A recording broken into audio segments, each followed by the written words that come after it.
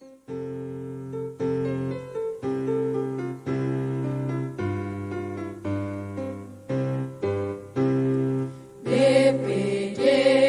Lembaga Demokrasi Desa, Wakil Masyarakat Desa, unsur pemerintahan desa,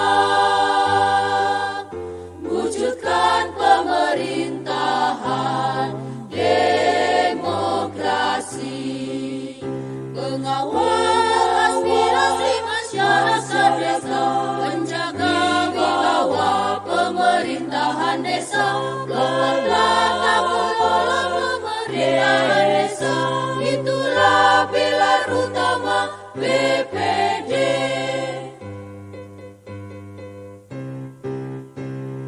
Satukan barisan untuk desa, kembangkan musyawarah di desa, gerakan potensi desa, majulah desa, majulah Indonesia,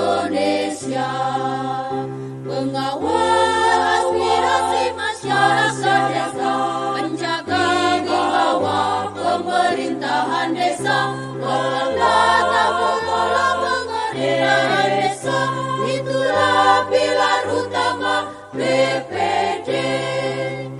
Pengawal aspirasi masyarakat desa, penjaga wibawa pemerintahan desa, pengelola